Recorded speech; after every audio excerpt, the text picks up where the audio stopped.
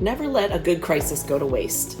A friend of mine said that to me early in our COVID experience, but I've been thinking about it intentionally lately and have learned a few things.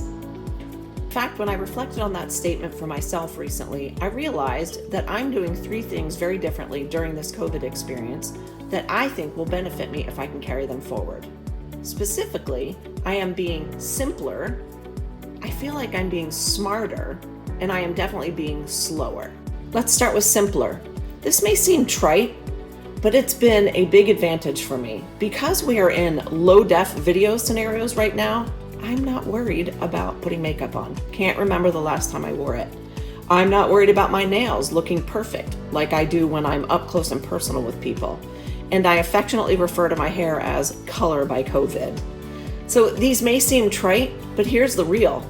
I am spending much less time, money, energy, and emotion on how I look as I work. This COVID-19 pandemic is a really complex issue, and there are lots of personal opinions that you have to combine with expert advice to make decisions for yourself.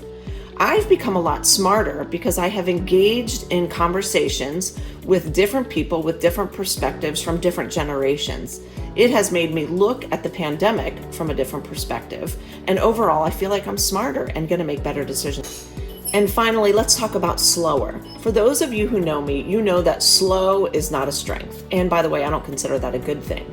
But during the pandemic, I've actually had margin in my life. I have space on my calendar. I'm not running from city to city or getting on an airplane or working from project to project because I'm swamped with work, by the way, which I love. But I'm actually moving more slowly. And the advantage to me during this time is I've actually had the chance to start my morning slower. I don't have to jump out of bed and dive into work. I've also been able to spend some time in the morning with a cup of coffee relaxing with my family. Slower can be a lot better for me. So these are the 3 things that I have learned during this COVID pandemic that I would love to take forward into whatever my new normal looks like.